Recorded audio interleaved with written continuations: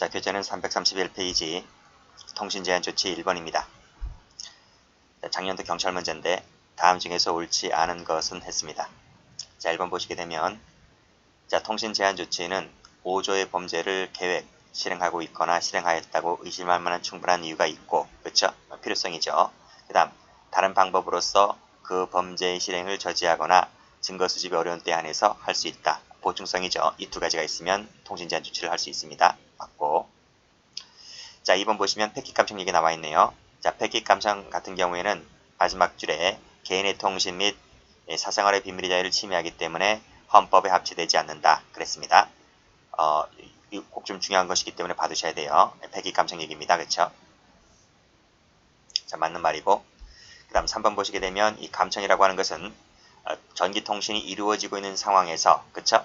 즉 현재 진행형이라는 거죠. 실시간으로 그 내용을 지득 체력하는 경우를 말한다 했습니다. 따라서 이미 수신이 완료된 과거형 같은 경우에는 포함되지 않죠. 의미한다 틀렸고 정답은 3번이네요. 자, 4번 질문. 3인 간의 대화에서 그중 한 사람입니다. 그렇죠? 대화에 참여하고 있는 자 중에 한 사람입니다. 그랬을 때 이 사람이 이 녹음 청취하는 경우에는 밑에 줄에 타인 간의 대화라고 할 수가 없죠. 그렇기 때문에 통신비밀보호법 제16조 제1항에 해당한다고 볼 수가 없습니다. 그렇죠? 맞습니다. 자, 문제 2번입니다. 올해 승진 문제인데 다음 중에서 옳지 않은 것을 골라라 그랬네요. 자, 무전기와 같은 무선 전화기를 이용한 경우에는 타인 간의 대화에 해당하지 않죠? 타인 간의 대화에 되는 것이 아니라 전기통신에 해당하는 겁니다. 그렇죠? 틀렸다. 자, 이미 수신이 완료된 과거형 같은 경우에는 감청에 해당하지 않는다. 맞죠? 옳지 않은 것을 골라라 했으니까 답 1번이네요. 자, 3번. 피고인이 범행 후 피해자에게 전화를 걸어오자 피해자가 증거를 수집하려고 그 전화 내용을 녹음했다는 것이죠. 이때 그러면 피해자가 누가 되는 겁니까? 이때 피해자는 전화 통화의 당사자입니다. 전화 통화의 당사자이지 제3자가 아니죠. 그렇죠? 그래서 이것이 피고인 모르게 녹음된 것이라 할지라도 위법하게 수집된 증거라고는 할 수가 없다는 거죠. 왜? 당사자가 녹음됐기 때문에 그렇습니다. 자, 제3자가 당사자 일방의 동의를 받았다 할지라도 그 통화 상대방의 동의가 없었다고 한다면 이 본법의 위반죄가 됩니다. 그렇죠? 정답은 1번. 자, 문제 3번입니다.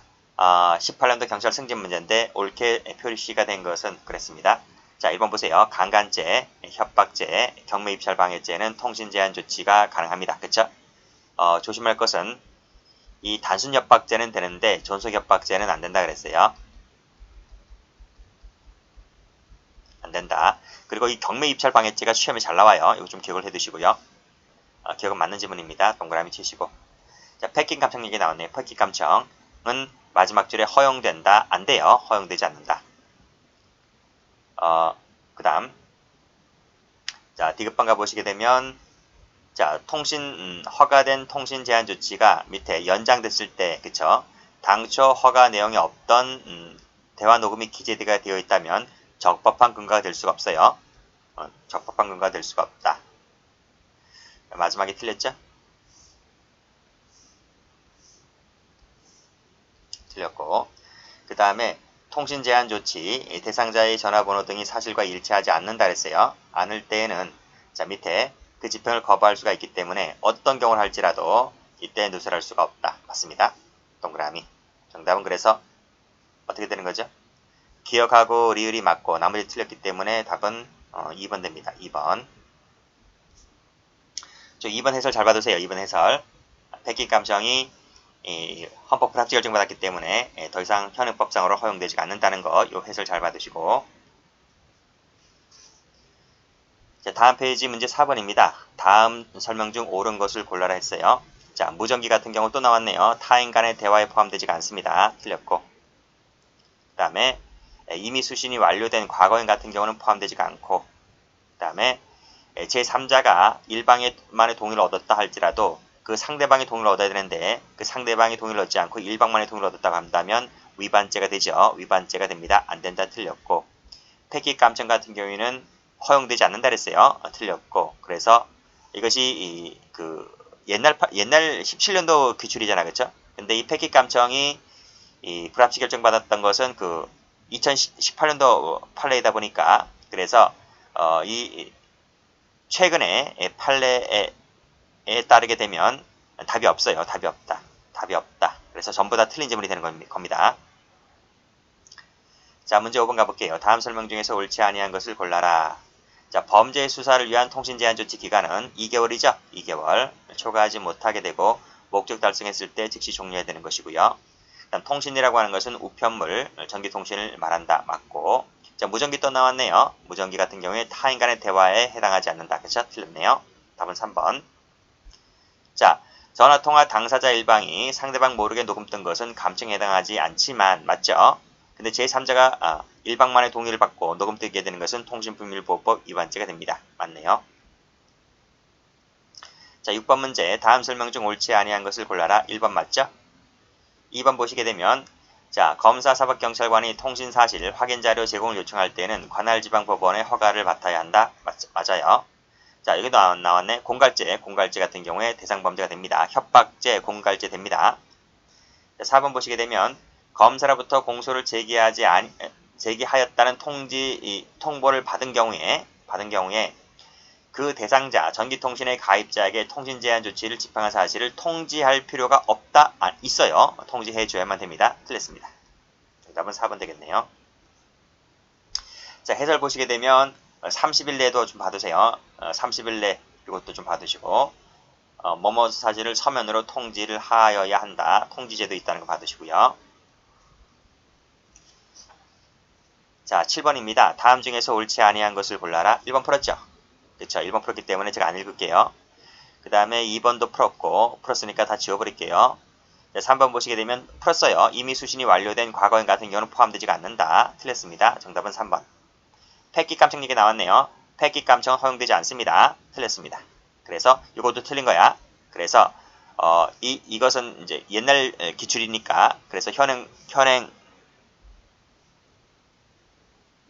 판례에 따르게 되면 3번도 답이고 4번도 답입니다. 답이 2개입니다. 이렇게 바꾸시면 제가 다 바꿔놨죠?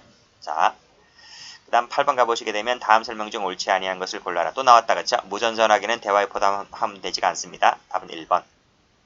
2번 기간은 2개월이죠. 2개월 봐두시고 그 다음에 또 대상조치, 대상범죄, 강간죄, 공갈죄, 경매입찰 방해죄 벌써 몇 번 나오는 거야. 그쵸? 그 다음에 연장 허가를 할 때 당초 허가 내용이 없던 대화 녹음 기재가 되어 있다고 한다면 적법한 근거가 될 수가 없다. 이거 맞습니다. 자, 문제 9번입니다. 다음 중에서 옳지 않은 것을 골라라. 강간죄, 협박죄, 경매입찰 방해죄. 단골로 나오네. 그쵸?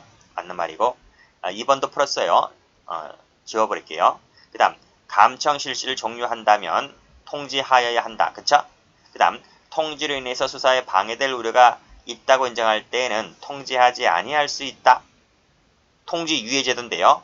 통지 유예 제도 같은 경우에 이것은 포함되어 있지 않아요.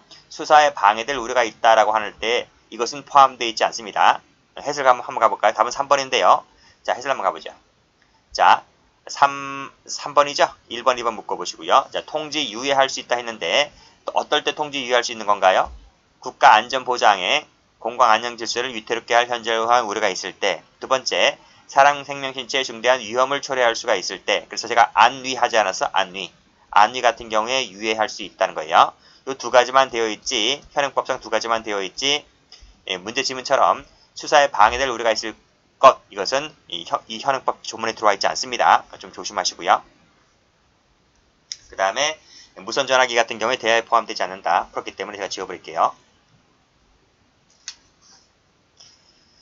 자, 문제 10번입니다. 다음 중에서 옳지 않은 것을 골라라 했네요. 자, 1번 풀었어요. 연장 결정서에 당초 허가 내용이 없던 것이 기재가 되어 있다면 적법한 근거가 될 수 없다. 풀었기 때문에 제가 지워버릴게요. 이렇게. 자, 그 다음 그 제한 조치 기간은 2개월. 2개월 맞죠? 2개월. 2 플러스 2. 그쵸?